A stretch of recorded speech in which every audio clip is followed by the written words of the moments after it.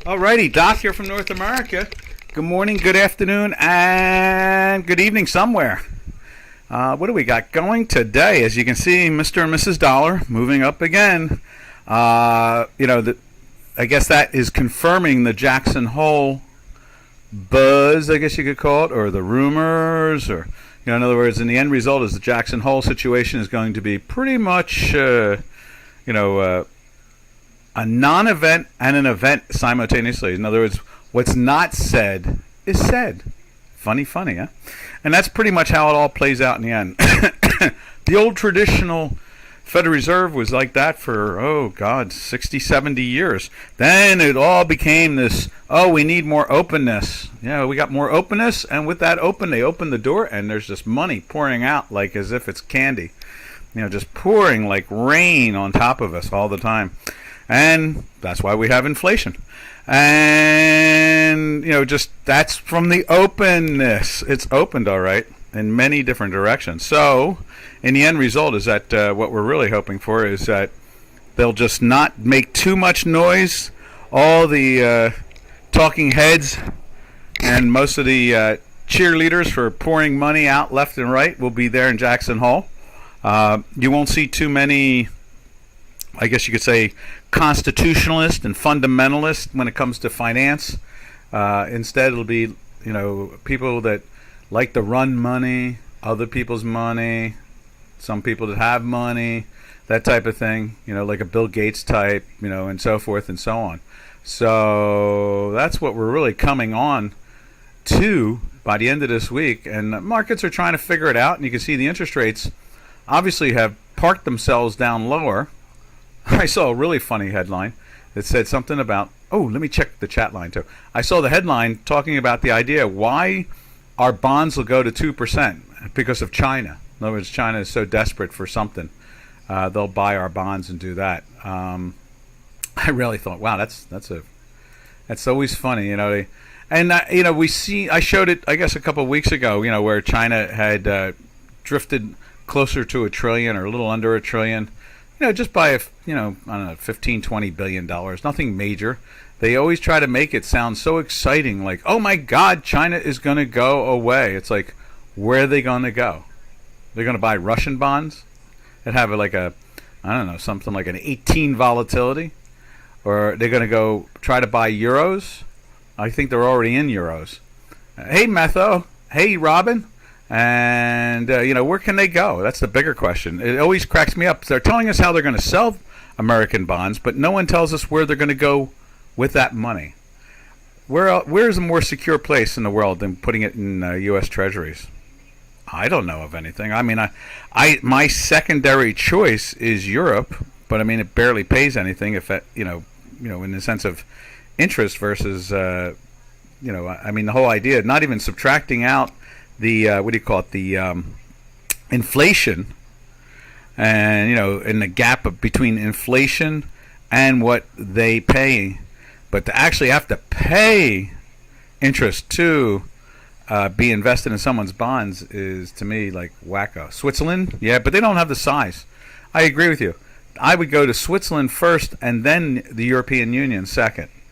But the problem is that they don't have the size to handle the volume. That's the problem. And I know that sounds funny in many ways. It's like, well, how hard is it to take a bunch of cash and park it in your bank? Well, when you have to pay interest on it, it gets harder. It's not as easy as it looks. Yes, gladly take that money. Send me $6 trillion. I'll find a way to park it. I'll be selling calls against it. I'll be buying puts against it. I'll be putting on these what they call collars around it. I'll be protecting it. But in the end result is that I can only do so much. Now, the Federal Reserve, boy, can they do? I mean, they have trillions floating around all over the place. They have a portfolio of like almost 10 trillion alone. They have a second portfolio that some of the retirees tell us, the Fed retirees, claims there's a second portfolio out there.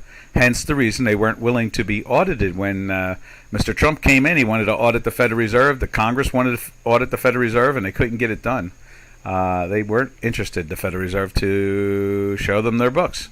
So, in the end result is they tell us about the one book, They tell us about the one portfolio, the old mainstream one that we know about, which is a little over 9 trillion, which they're supposed to. That's what do they call that? QT, not QE like an Edward, or Q quantitative easing like Easy Company, but no, it's QT, quantitative tightening.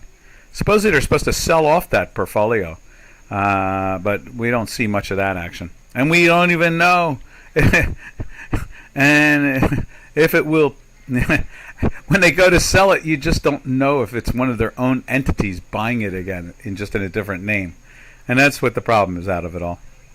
So anyhow, yes, Switzerland. I agree with you. I'd run to Switzerland before European Union.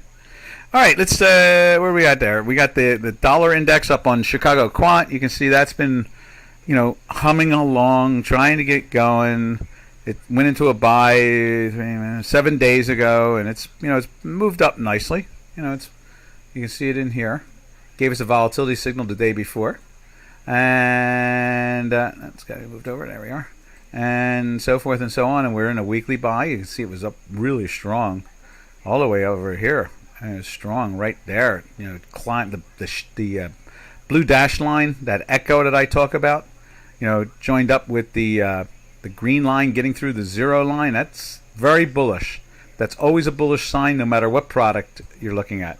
When you see the two of those join in, And every time we've seen platinum take off, it does that. The blue dash line gets going with the green dash, and they both break through the zero line. And boy, when they do that, it's guns blazing upwards. And if they do it going down fast, it's a great one, a super duper great short. So all right, let's go over to the pairs now and take a look and see what we got here on the pair side of things. So I hope that Jackson Hole statement made a lot of sense to you. And if anybody said, hey, I didn't hear it, say something about it again, we will. We'll have no problem there. All right, let's see where are we at. There it is. Let's take a look at the euro this morning. Euro's going after the lows. You can see that. We've been in that sell since right here on a day-to-day basis. We've been in the weekly sell since up in here, and we put it in at the end of each week when it closes in a sell. Doesn't always catch the number itself. We just you can see this thing. Like, here's a good example. There you go. There is the green line breaking the zero line and the blue dash line breaking it together. And when they break it together, smack a doodle, baby. And there it is. It's doing it there too.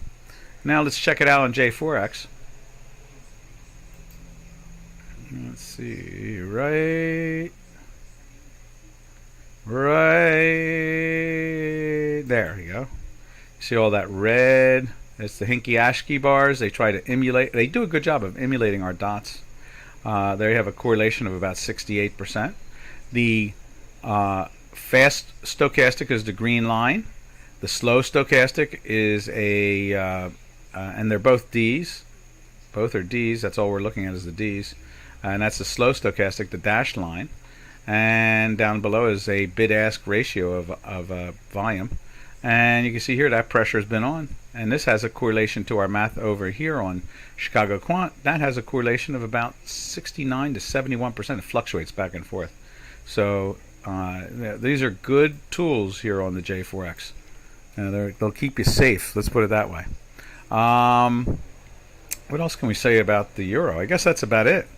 I guess the pressure of a lack of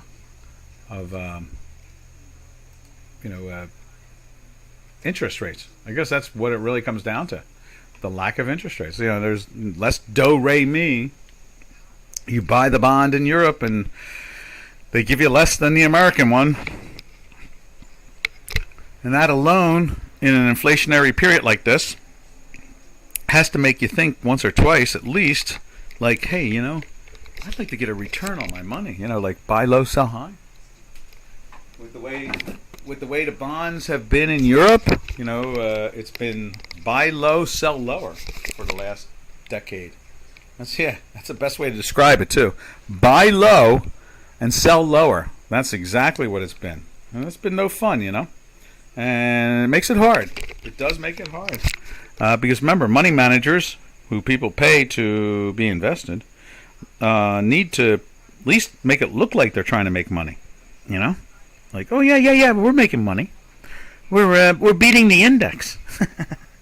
Something of that nature they say. I love it when they say that stuff. Oh yeah, we're outperforming the index by 1/10%, or 0.5%, or we're a tie with the index. It's like, okay, yeah, that's why we're giving you a commission of 2 and 20, huh? Okay, we'll have to rethink that one. Oh, there we go. A47. Yeah, Doc, can you look at the Nikkei? Yeah, most definitely. Where are we? We go to right there.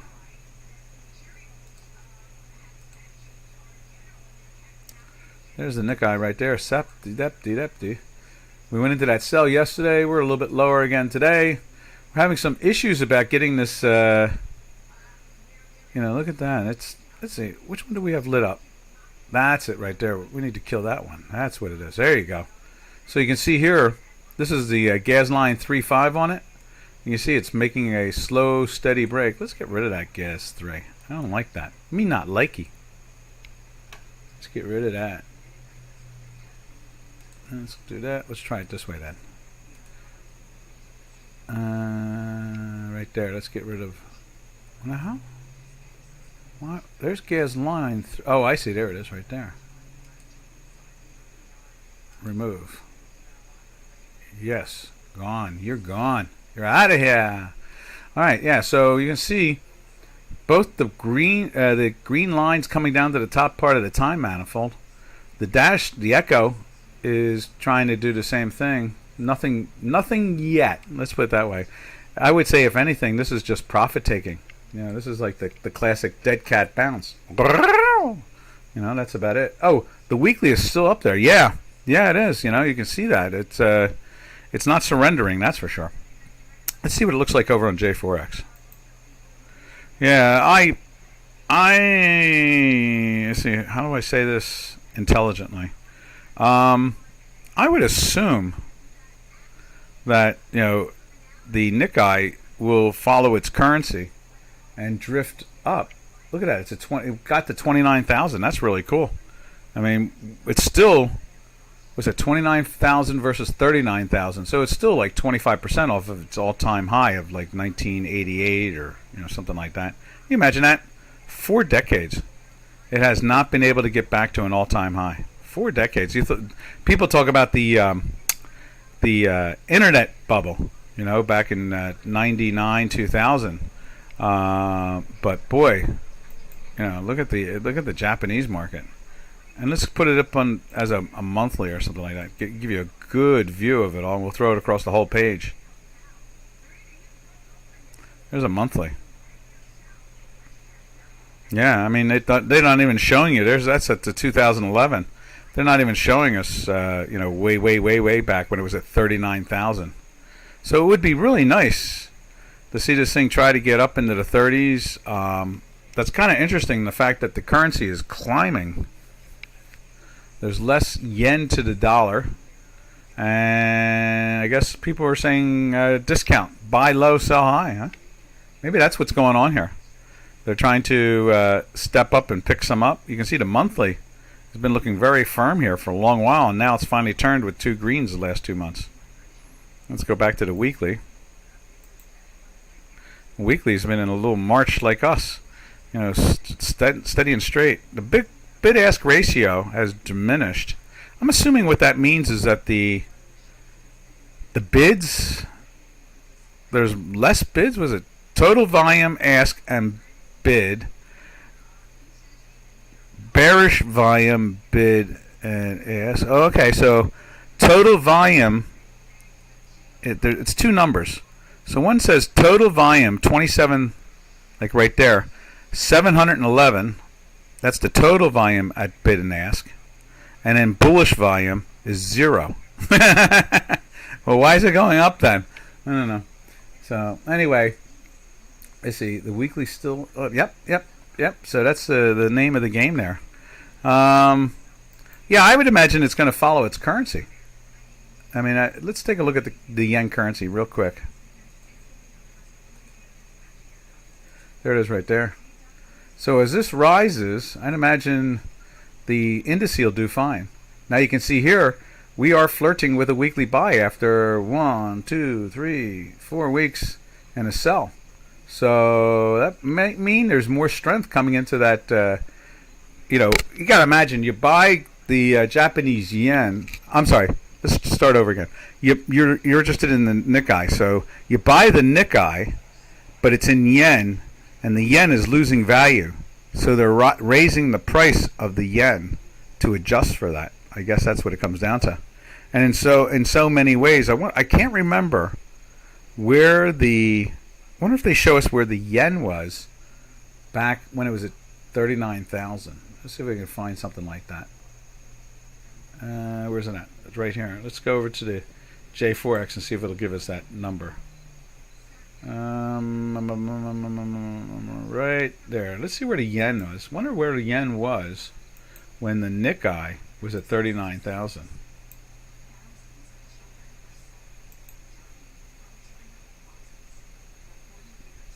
That goes back to 2003, and Nikkei was got as high as like 120. Interesting. I think it was coming down without a doubt. So I would say that the Nikkei could have been, when it was at 39,000, then the yen might have been trading at 200 or 300. It could have been 200 or 300 to the dollar. It's a good possibility. But isn't the dollar getting stronger compared to the yen? Yes, it is. That's exactly what I'm saying. That's exactly what I'm saying. You got it. You hear me. You hear Doc's crazy. I mean, not crazy. Doc's diatribe. You're right. So the dollar is getting stronger. What's getting stronger against everybody? Again, probably because interest rates are rising. And I'm going to rephrase that again, and maybe this will make some sense to all of us. It made some sense to me, and that is, you could compare what they've done in Europe with the bond market as buy low, sell lower. In other words, take a loss. Whereas in America, when you bought bonds, it's buy low, sell a little bit higher. The key word there is a little bit higher. But at least it's buy low, sell high. But Europe for over a decade has been buy low, sell lower. Not buy low and buy lower, but buy low, sell lower. And so that's probably the pressure we're seeing on the currency pairs at this point. So I guess the sore thumb, as you would call it, I would call it that. It's new lows. And you can see here on the euro yen, you can see it here. We're taking out this low, we're below the par. Okay? That's what's making it the sore thumb. We see it's below par. Everybody's been looking for below par. Metho has been looking for par. You.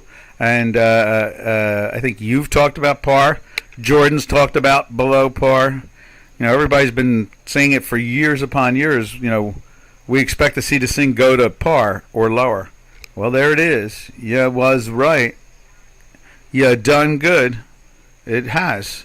And probably because, as I said, it's unfortunately they've had this strange circumstance going on where it's been buy low, sell lower, and roll to the next thing to buy, and then have to sell it less value than what you bought it for.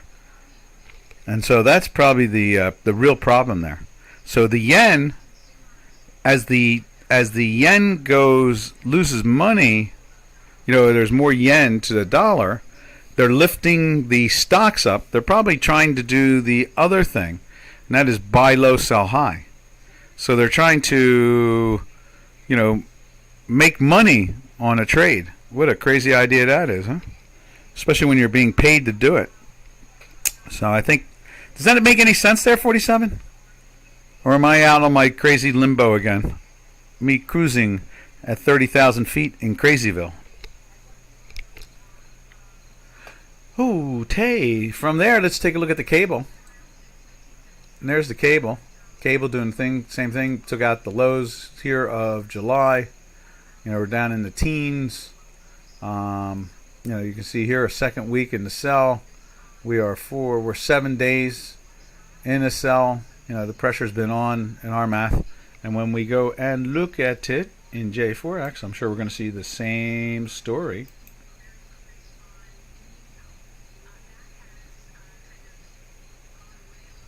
Right there. And let's put the daily in there, like so. And there it is right there. You can see the same thing. Lots of pressure. Even with the little hiccup like we had right there, we had that little hiccup. And you can see it had the hiccup there. And we got some greens going, just like we had greens going there. So, I try to be funny. I do. I think that being funny or trying to make a joke out of it makes it easier to deal with. It's like, we don't need all those angry people like that. Oh, you're talking rubbish. It's like, no, come on. We're just trying to understand the markets, and we're identifying physical things we actually see. And so at least we have the evidence. That's why you don't see my face up on a screen. You see all these charts. And remember, I used to have the camera on there watching like intraday trading, even to the point where you could tune in for the hour and intraday trade with our mathematics. The idea is to basically try to identify these physical actions and be able to, make them understandable, for everybody, even me. Trying to identify real face compared to facts. What really, I have to reiterate all that. What started me on Dukascopy more than anything else is, I was doing some webinars. And I wanted to start a channel, some trading channel pit, a trading channel, like an exchange trading pit. I wanted to do something like that. And I tuned into a bunch of different places, and Dukascopy was one. And they had this guy on there, and they really had a problem with him. Like Janos and the Gilda's boss, the one before Gilda, before Polina and so forth, and he kept on changing. I kept on watching him do it each day. He kept on changing the indicators and the parameters so that it would match up to what he wanted to talk about. So in other words, hey, if you subscribe to me, you'll get this, and he was saying, look how accurate I am, and I would look at it, and then I'd look at it through the video and realize he was changing the parameters to adjust. So he was changing his parameters of his indicators so that when he did it live, which he wouldn't do live, that's the problem, is he wouldn't put charts up that are live like I do. And so I said, can't you put a live chart up there so we can actually see it work in real time? Can't do that. You gotta pay for it. It's like, what? It's like, I put mine up there and you don't have to pay for mine. So, well, my work's better. It's like, really? I said, I'll challenge you. Let's see who can call the markets more accurately. He disappeared a day later after being up there for like, I don't know, a month. And they were all trying to convince him, no, you cannot advertise your website, and because they knew he was a charlatan. They knew he was, just trying to rob people. So, what was the point of all that conversation? Yeah, so the idea is we use live charts to identify real action in the market. This way you can see if it works or doesn't work. And how many times have I said to people here, I live and die by the charts every day. If the math wasn't any good, you would see it and you'd go like, oh, I'm not going to watch. And so, that's what we try to do, is identify different characteristics in the markets with free technical analysis, using the J4X platform, using my proprietary one that I charge for, using it live every day right there for you, and you can see anything you want in that hour. And so that's the real way to see markets and understand markets, and try to make it less, make it real and less. I want to say less crazy, but I shoot for crazy all the time. So sorry about that. It's just who I am. Anyhow, that's the cable, and as you can see on both, it's having its pressure points being pressed. Now, a little interesting thing here is it's doing a little bounce here, and you can see over on J4X, we're getting that little twist right there, but we're not seeing any green here, and we're not seeing any green over here. So it's that pressure is on. That's no doubt about that. All right, from there we slide over to where you can go buy some bonds, and that is Switzerland. Let's go check out the Swiss franc, the saltine. Where are you? I know you're here, around here somewhere. You're going too far. There it is. There's the Swiss. It's just pushing up. It's been in that daily buy. Nice that it gave us a warning here with the volatility signal right there. And you can see it's piercing the weekly at this point too. And then let's check it out on J4X. Right there. Same gig, you know. Look at that. Same strength as we see here.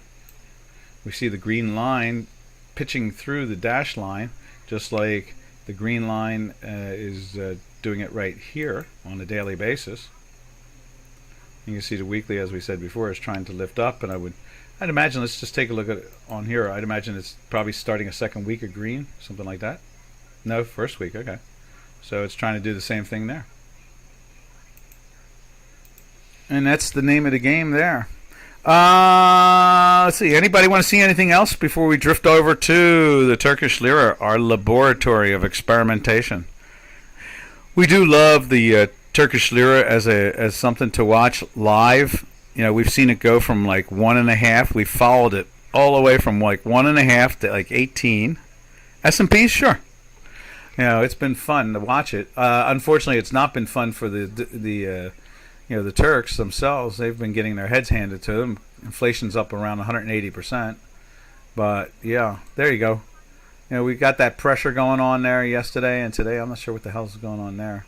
That's not right. Did they really? Where's the highs and the lows out of that thing? Let me see where the highs and lows are. Something's wrong with that. Maybe if I shift it. Let's see if we do this. This might straighten it out. Yeah, there you go. That fixes it. So you can see here, it's been moving down. We were in the sell for, this is the third day now. But look at the weekly. You know, weekly's also not that fast to want to fall apart. But, you know, there's a couple of products we've seen that are in this long, tirade sell-off. And they're in weekly buys still. You know, I mean, they're in daily sells and weekly buys. Sometimes markets are just that way. You know, I mean, the math picks up on the supply and demand. It's picking up on the short-term, day-to-day basis of supply and demand.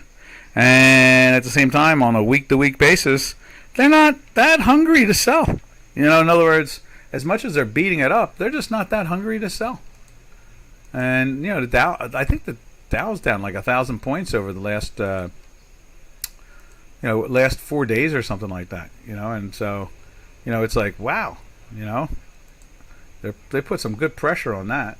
Oh, here's Robin. Yo, Robin, please ask any trading question you have, markets or mechanics of trading. Yeah, if I can't answer it, Robin can answer it. We've both been, Robin and I, between the two of us, have over almost 100 years of experience.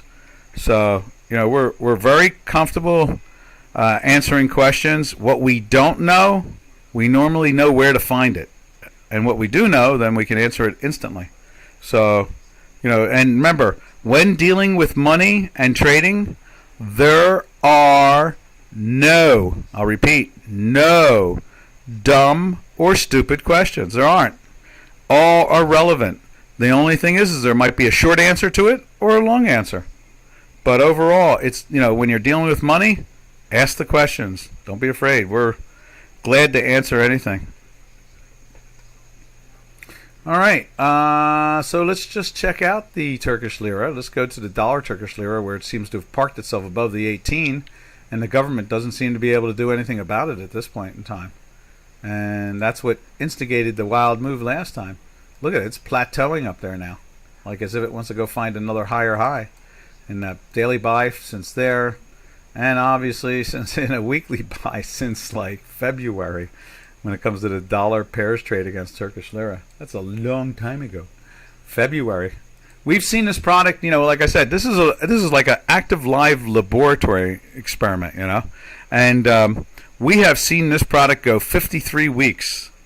We've seen it go 26 weeks in a buy. We've seen it go 53 weeks or 54 weeks in a buy.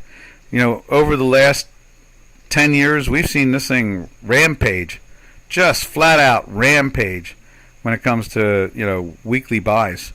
Now, the Euro Turkish Lira seems to be so much more like a real currency pair compared to the dollar Turkish lira that seems to act like some type of index. You can see that there. That thing's selling down a little bit from the action. There it set its high like 3 weeks ago, whereas the dollar Turkish lira is at its highs. This thing's trading. Matter of fact, it's let's see, what is that? So the euro lira is discounted now to the dollar lira. No more than when it exploded back in December of last year. It was trading at like 2071 with an all-time high against the euro Turkish lira, and then the dollar Turkish lira hit 18. They came up with a whole fantastic policy that I loved. They must have been listening to me. I loved it. Loved it. They were giving out free put options to investors in the currency, which made a lot more sense than selling off their sovereign funds and burning money. They could just create a tax or something like that, and compensate for it. That type of thing domestically. But in the end result is that seems to have fallen apart, and they don't seem to be able to. They got the dollar Turkish lira parked in the 18s, where that was the drop dead line. That was the drop dead price that they wanted to stop it from moving. But this time it doesn't seem to be able. They don't seem to be able to do anything with it. So, but you can see the real trading going on is the euro Turkish lira. It trades in and out. We get into a buy. This is the 6th week of a buy compared to 27 weeks in a buy. That type of it's even worse, isn't it? All of February, all of March, April, May, June, July, and now almost August. So that's like 7 times 4 is 28. So you're looking at a long, over half a year in a weekly buy. Okay, let's jump over to the Canadian, and there's the Canadian, and you can see there it's it's also doing. They all have done this. They all gone into their daily buys, losing against the dollar. You see the weekly has jumped up comfortably well, and we normally go and look at crude oil with that, because if it's going up, we have to assume crude oil is going down. And I did send it out this morning, and I noticed that it was up, not down. So I would think that the Canadian dollar will start to firm up a little bit against the dollar. You can see it's been 4 days now. This is the 4th day, and it's second week in a weekly buy. Oil is being pitched and bought up. I understand I heard some interesting things, with the energy sector in Europe. One was one of the biggest advertisement now is for wood. People are selling wood to everybody, so they can heat their houses and homes and whatever they're living in, their yurts and tents and castles and whatever. So wood has become a real commodity. People are buying it up. And then from there, we go over and we look at the South African rand. Let's do that. Not there. Right there. Did I look at the S&P for you? Yeah, I did, didn't I? I put up. Let me just before we go to the South African rand, I'll put it up on there. Let me go show you. I turned on the intraday for you, so you can see the intraday action. Where am I trying to find? Oh yeah, South African rand. Let me just put the South African rand in. We'll come back to it. And there's the S&Ps since the European Open, right here. So there's the European Open. You can see they started buying it out of the Asian. The Asian hours were closed, but you can see that. There's your. I guess this is the buy signal, and you can't take that only because it's got a green dot, so it stops you doing that. So it's still in a buy. That whole move all the way to here. There's your sell. Two bars, and then back into a buy, and then climb again, and then there's your sell again right there, matching up with that. And there's your buy again. So they were trying to buy this for a while through the European hours, and it seemed to plateau a little bit, or they based it. You can see the bottoming action from the sell-offs here, but they seem to be supporting that area. And here we are live, taking out those lows, and the pressure is on, And did we start off with where was the European? Let's put a line in there for the start of the European market. So basically right there, the lows. Now let's glide over. And they're not, you can see they're not going after it yet, the lows. We'll crank that up and you can see it. So there's the lows. So they're making higher lows even with it being sold down.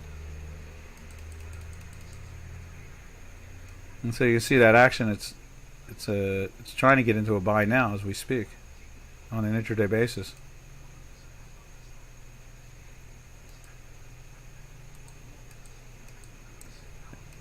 There we are. There's the S&P.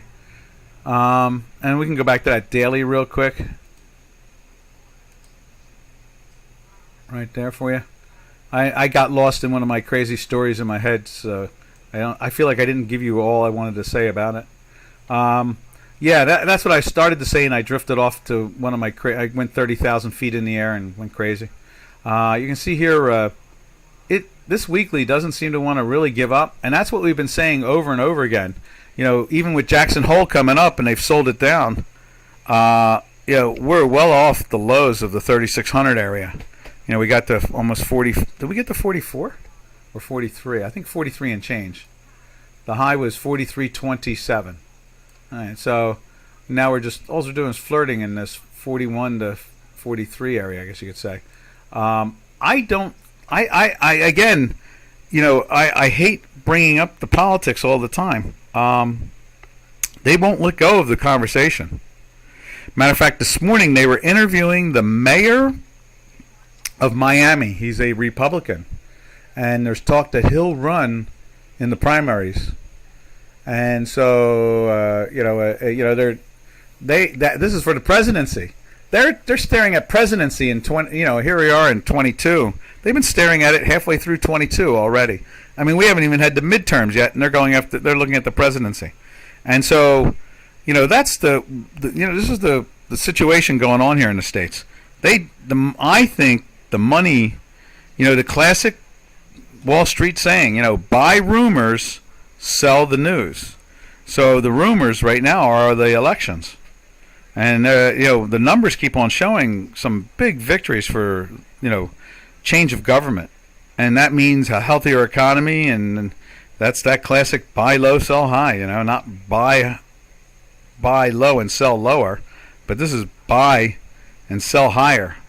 So I hope that helped out a little bit too, 47. All right, from there we go over to the South African Rand. Right there. And you can see the Rand is lifting up, and obviously gold has been going down. Now you can see the thing's flirting with its weekly. And you can see here, it got through the last week. It got through, and if this had just been a couple dots over more, but they're joining in to some extent, showing that strength that's kicking up. But we like it to do it like here. Notice when it jumped through here. Well, no, this was a couple weeks. It got through here. This was bouncing off the manifold. The manifold tightened. They joined, and they both took off together. And you look at what happened. It climbed. That's that classic characteristic that we'd like to watch, be it up or down. So let's take a look at gold itself. And gold is pretty much unchanged today. But it's been going down just as the South African Rand has been going up. Let's put that over on J4X too at the same time.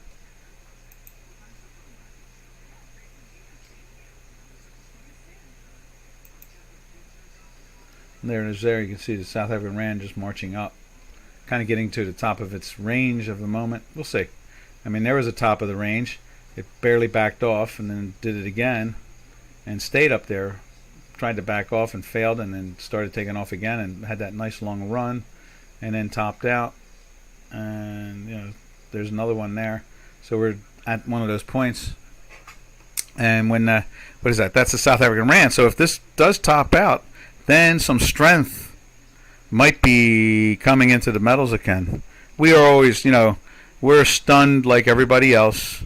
We are amazed of the weakness of gold and silver from with inflation where it's at, it is a strange thing. And obviously, we'll show you this too. We'll go over to silver. No, we're still doing the currencies. Let me just finish off. We did the yen already, so we can skip the yen and go look at the Mexican peso, and then we'll be done the currencies. And then I'll go show you silver. We'll go through the silver complex, or the metals complex, and look at Bitcoin at the same time. We'll use Bitcoin in there, just how much it follows the metals complex, which is disappointing. We were hoping for cryptos to actually be a new equity that would do its own thing, maybe follow the fundamentals or battle with the fundamentals, or I don't know, something of that nature. Instead, none of it's really come to fruition. And there's the Mexican peso. You can see it banged up against the 0.23 or something like that. And so it's trying to roll over again to go back to the bottom. We'll see how well that does. It's flirting with the daily sell. It's still in the weekly sell. So, all right, that cleans off our currency adventure. Anybody out there wants to see a currency pair, you just shout it out. We'll go back to it. Now let's take a look at silver.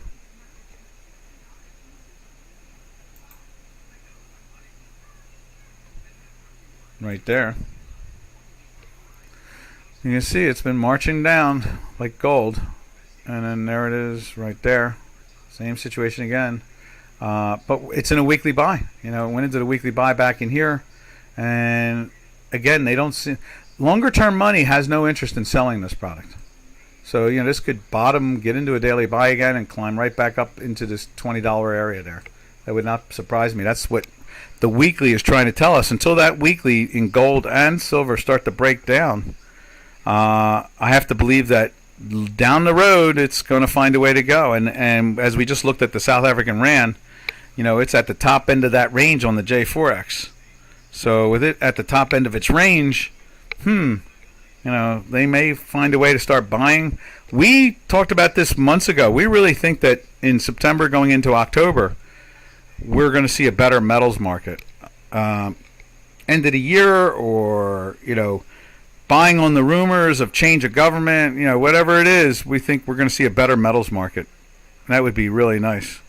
Because it's just so sad to watch the fundamentals be thrown out the door after a few millennia. All right. From there, we take a look at copper. Copper's been holding firm. Even, I guess, maybe the lower rates in China. They've been lowering the rates. They're having some real financial problems there in China. I've got stories I parked on the side, but I'm not going to try to get into it because it's kind of towards the end of the webinar, and I'd rather go through the metals and the energies and so forth. But yeah, China is financially on the ropes and, getting beat up hard like a boxer. So, in the end result is, I know I've said this, it does sound odd, but it is true when you look at the physical mechanics of it all. China is like a colony of America. And so, it's very strange that they fight with us all the time. Because the more they fight with us, the more they lose financially, which is really odd.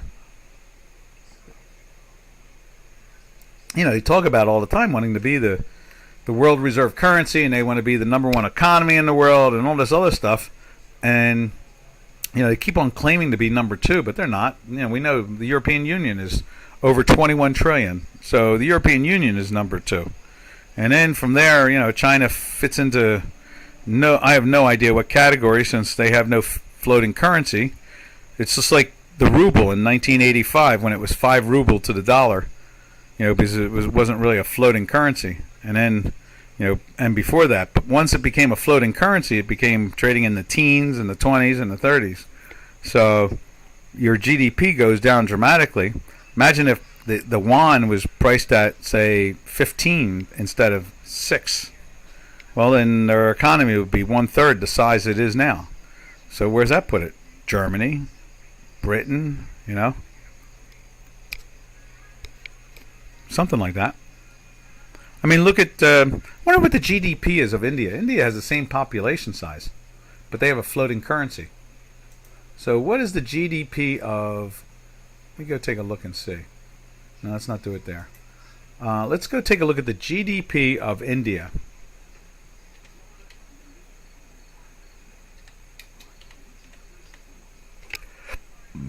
2022. What is that? Half a trillion? They got the same amount of people. So, but they have a floating currency. So why does China want to pretend that they have like a $15 trillion economy when they don't have a currency? That's the bigger question. Why does anybody pay attention to it? That's even more ridiculous, you know? Let's see, estimated attain the level of NRA, let's see, 3 trillion. Okay. So India's economy is about 3 trillion. All right.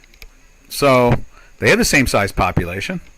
They have just as an educated workforce. They have the caste system. It's kind of like slavery on some level or another. So, you know, I don't understand how they're 3 trillion and China is 14 trillion. I just don't get it. And that confuses the daylights out of me. If the currency was floating, I could see that if it was that. But there is no currency to be able to measure correctly. So it's only 2. Wonder what the percentage of Indian rupees traded a day compared to I know that the Chinese yuan trades about 2.5% of the world's volume. That's it, just 2.5%. India Forex reserves, charts, fall, import cover, Forex volume. Let's see what that says.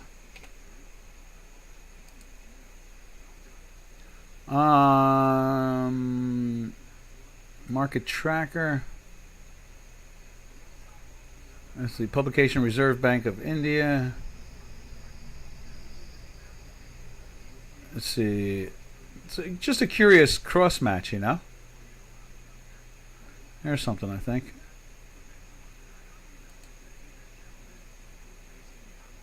No, let's go back.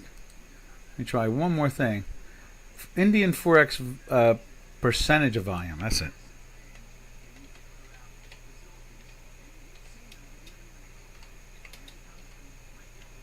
World volume.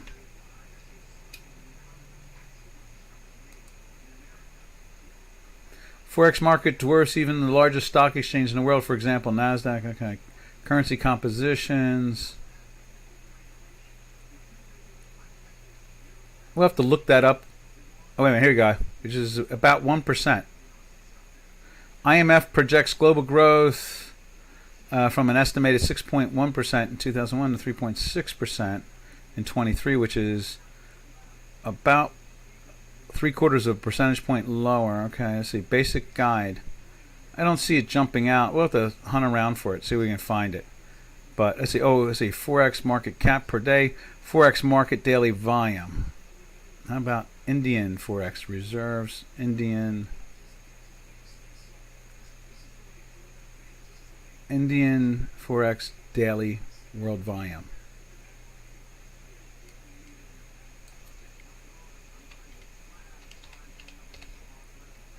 Daily volume. I think I found something here from the Reserve Bank. Daily volume averages around 200 billion. What is that compared to everybody else? Wonder what. I guess we'll have to try to compare that to China. See if we can figure out the ratio for China in that same stat. I'm going to save that, and we'll look at that at the end if there's more time. Let's finish off copper. There's copper, but I think that's why copper's firm is they're lowering rates in China. And then this is Bitcoin in August. You know, it's been moving down, just like the metals market has. Just as you see it over here on J4X. There's the metals market moving down. That's silver. Let's see what Bitcoin looks like over there.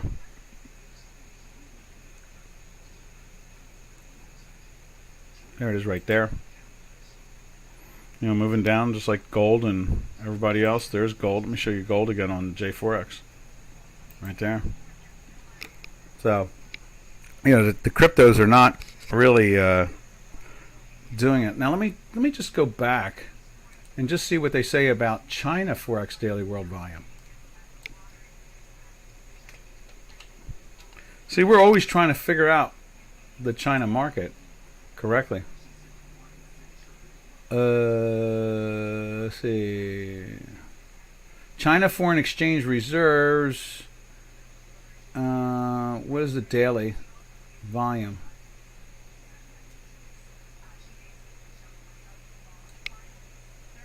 Let's see if it tells us that. I seem to be hiding the number a little bit here. Here it is. It's not jumping out as easy. It looks like it's 2.5 billion a day. No, wait. That doesn't make any sense. Okay, yeah, it's about 200 billion. Just like China, just like India.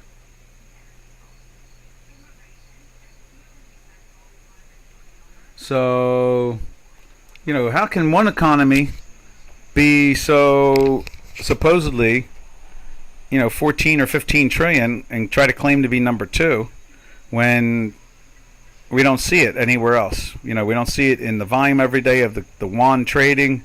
The currency itself doesn't float. I'm just pointing it out. I'm not saying it's good or bad. I'm just saying it's just not identifiable. There's just no information for it. So, all right. I'm not sure what took us onto that tour, but I think I was looking at the values again. They were trying to say something. Oh, I know what it was. Copper. Copper is lifting up, and interest rates are dropping in China. That's what it is. And that metal is trying to base. It's off its lows. It's trying to base and hold, whereas silver and gold are all trying to head for their lows again. I think that's what caught my mind. That's what made my crazy little mind go look in that direction. So, yeah, I'm always confused about all that. All right, from there, let's go over to the energy sector. We saw crude already. Crude is lifting up.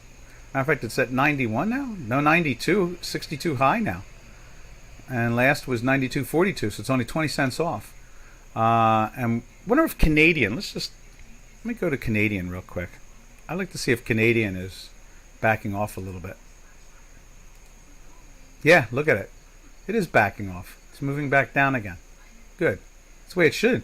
When oil starts to gain in value, usually this thing starts to outperform the dollar, the U.S. dollar. So, all right. From there, we'll take a look at the contango. Let's take a look at that, and we're going to put Brent up on the J4X. Let's do that. There's Brent trading at 98 now. Yesterday we were looking at it at 95 or 94, 96, something like that. 95 or something like that. 95.6, right around in that area yesterday at one point. You can see here on Chicago Quant, that it's in a weekly buy for a full week, going on a second week, and that daily buy, even with that wild swing on Monday, is still holding up. And that's what I'm saying about that longer term stuff.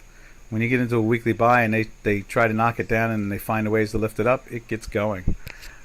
Now, in this case, I interpret it as, well, the winner is, they're going to start, we're almost out of, let's see, was it next week is next week the last week? Yes. Yeah. Next week goes into September in the middle of the week. So we'll be going into September in the middle of next week. So, that's when they start thinking about things get colder, the sun gets down a little bit lower. They're going to start trying to grab some of this inventory. Now, we have seen driving here in the States, the roads are empty. I can tell you, I drove a backhoe, big tractor, I don't know, 7 miles and 8 miles, but there was barely, I think I've passed 4 cars or something like that. Something simple, So, there's no doubt I was taking the back roads to where I was headed, but in the end result is that there's less people driving. So gas prices are coming down because inventories are increasing because no one's buying the stuff. So, all right, from there, we'll take a look at Nat Gas, which is running awful darn high, trying to get to the $10 area, and it has here in the States right there. Look at it on J4X. There is nat gas in the United States, and it's banging away at the $10 area. We've seen the European price tag. That thing is like, where's it at? It's right, it's around here somewhere. Nothing up my sleeve. There it is. Let's see. That's us. There it is. Trading at 29.61. Thing's trying to go after the 30 area again. So, see, the elections, there's a good chance that once the elections end the way they look like they're going to, poll-wise, we'll be able to export natural gas again. And that'll help out the world, you know. So, all right, traders, we're going to get out of here. I don't know what we should call today. Interest rates, Jackson Hole, I don't know, something like that. I mean, that's what my head is at. I mean, you know, rates seem to be stalled, that's for sure, you know. Let's see if we can, we'll come up with some type of, anybody have an opinion on what we should call today's webinar? To me, that's about it. I mean, we talked about the rates and inflation. Rates and inflation. Trying to think what else could we say about it. We talked about the S&Ps, and maybe we'll do that. We'll label it like S&P 500 with yen and euro. There we go. So, I guess that's the best way to describe it. That's where our heads were at. All right, guys, thank you for listening. Thank you for participating. And we will catch you all tomorrow on Happy to Hump Day. So this is Doc from North America saying, happy trails to you until I meet again. Happy trails to you, to all our trading friends. Oh, ask me about we had a big rodeo. We have a rodeo every week, you know, where you ride bulls and horses. And they had $150,000 prize for. They had all the best riders in the country coming. Anyway, au revoir, traders. Au revoir.